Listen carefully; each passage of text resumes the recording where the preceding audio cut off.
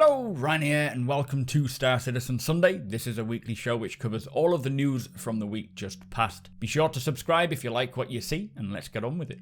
This week, Alpha 3.14.1 is released. We check out the status on hospitals and clinics, plus we see what it means for a ship to receive the gold standard treatment, including the Retaliator modules. So this week's Inside Star Citizen begun looking at the upcoming hospitals, currently being worked on by the team in Turbulent. For Alpha 3.15, the patch that I expect will release during CitizenCon, they are adding medical gameplay, so to support this gameplay, they are introducing hospitals and clinics. Now the healing loop will have a huge impact on players and the way that we play the current alpha, in particular for co-op gameplay and multi-crew. So to support this, the hospitals have elevator patient drop-off points where players can bring their injured friends in. For the main landing zones, these elevators are located in the hangars, so if you have an injured crew member, you can get them on a gurney, push them to the elevator, and this will take them directly to the hospital. Now I'm a little confused as to how this will work. I am assuming the hospitals at main landing zones will either have their own hangars, specifically where you can land for taking injured parties in. Otherwise, the hangars at the spaceport will just have to magically transport you to the hospital, because the spaceports where the hangars are located and the hospitals are in two different locations. So we'll see how that plays out when we get them in 3.15. Now the teams designing the hospitals were very involved with the active features team to ensure that the first and future healing mechanics as they roll out have the hospitals ready to support it all. So within the hospitals themselves, you will find pharmacies where you can go and purchase medical and healing equipment, insurance companies where the players can go and set their respawn locations, which actually required a completely new way of reserving a room to be developed. And for 3.15, we are getting 4 hospitals. We have the main general hospitals at New Babbage on Microtech, Orison at Crusader, Grimhex's own clinic, and other clinics in some of the space stations as well. Now we're not sure which of the space stations will get clinics, and I can't imagine all of them will do so. We'll have to find them as we go. For New Babbage's hospital, it has a beautiful glass ceiling that allows you to appreciate the Aspire Grand apartment building.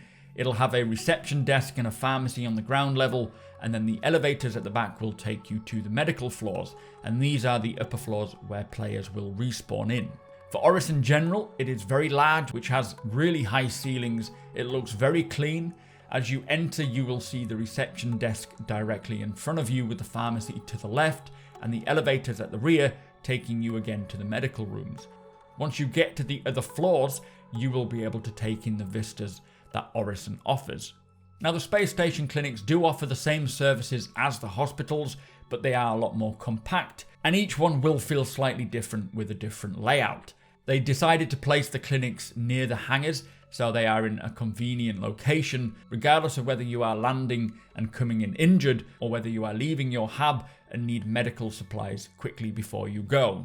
Now the Grimhex Clinic, or Grimp, which I assume is its new nickname, is not as clean as the hospitals. It is very low tech and quite dingy. It is also a lot smaller than the hospitals, but what is unique about the Grimhex Clinic is that there is a landing pad that players can land on that will directly join onto the clinic. So there are no elevators needed to go through, just an airlock. So very convenient to get the injured players in quickly, but leaving your ship on the landing pad very vulnerable to attack. And while inside the Grimhex Clinic, you will be able to look out and see the asteroid field.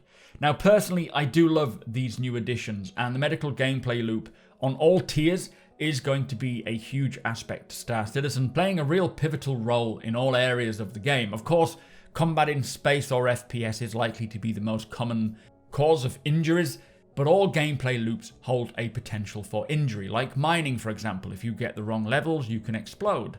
Pretty much all loops will have a chance of injury, and having a deeper system is going to be essential. Now, I would like to see an emergency drop-off at all the hospitals that allows for a much quicker drop-off without elevators, similar to Grimhex, just using a landing pad.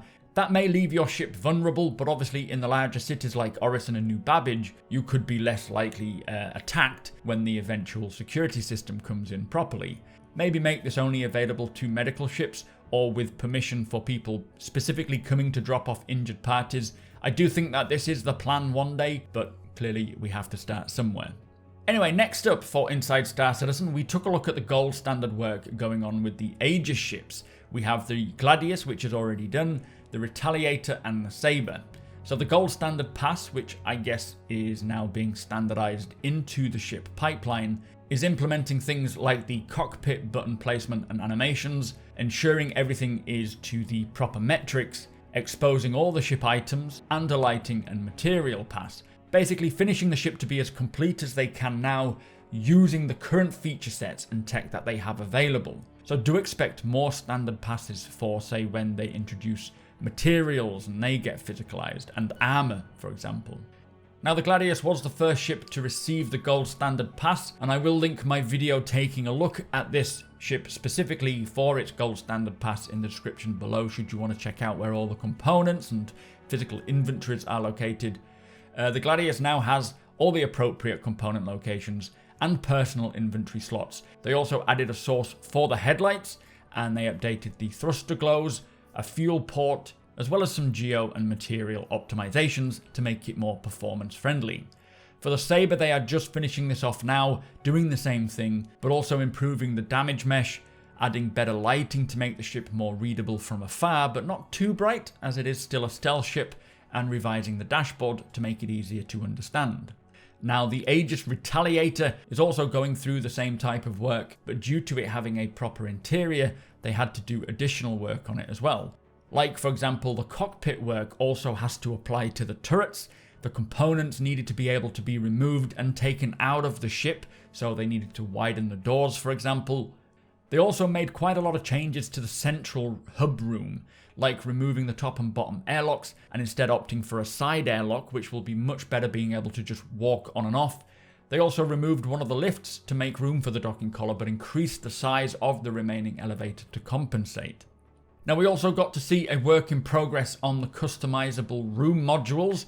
We saw the front and back cargo module, the front dropship module and living quarter module as well, all of which have now been brought up to the current metrics, which means that when the functionality is available for ship modularity, these are ready to go.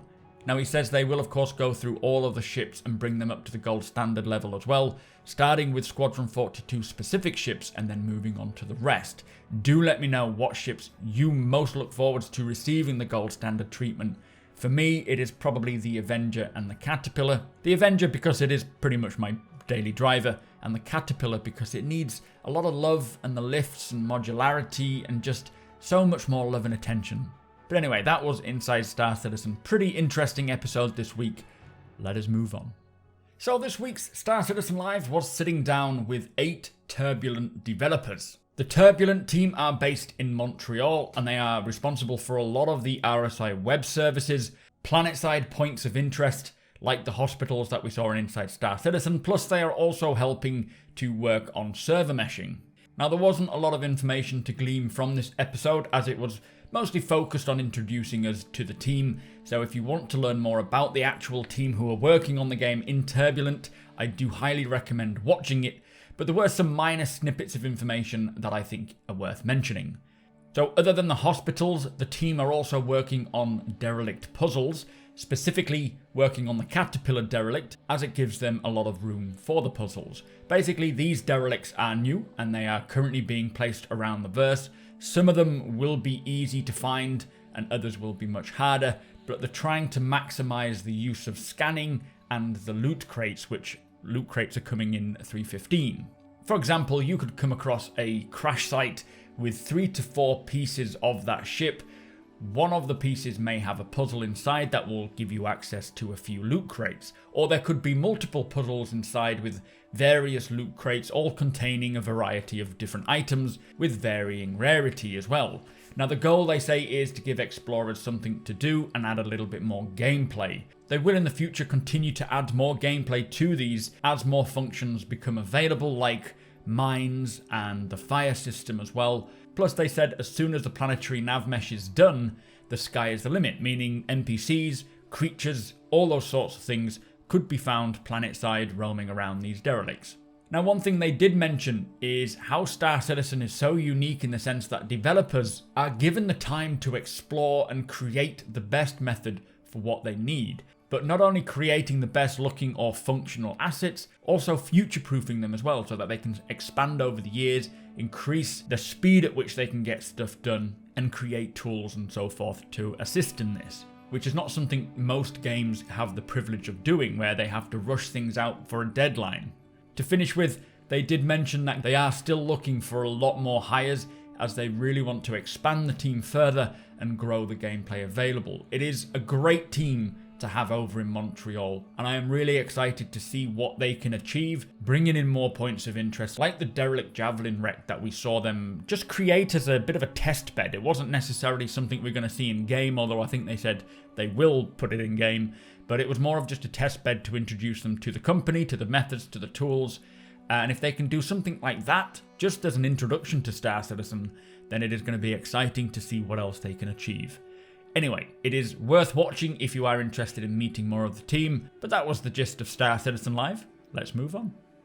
So also this week, Alpha 3.14.1 was released, which does bring a lot of improvements and bug fixes for many of the issues plaguing 3.14. Unfortunately, there are still a lot of issues with 3.14.1 that can make even just general gameplay quite frustrating. So if you are on a hiatus or if you're waiting to jump in, I do suggest hanging on, maybe waiting and checking out 3.15. But with that said, there is still a lot of enjoyment to be had in 3.14.1, but it can just be more challenging than we have seen in previous patches.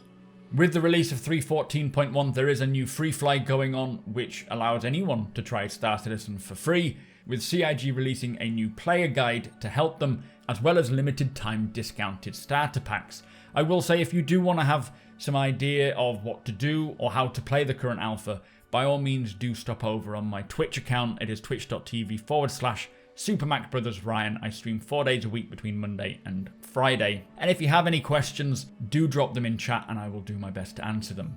We also got a new law post, which is Congress Now. This takes us to the Senate as they vote on a potential ambassador for the Xi'an Empire. And finally, there was a This Month in Star Citizen post, which highlights events that are happening throughout August. We have the Xenothreat version 2 event kicking off on August 25th, so do keep your ears out for that one. You will be pinged on your Mobiglass if you are in-game as that event kicks off. Ship Showdown returns, where players can vote on their favourite vessel. This is starting on the 23rd of August. There is a new Spectrum AMA happening this month, where they will talk all about dynamic events like Xenothreat and Ninetales and more.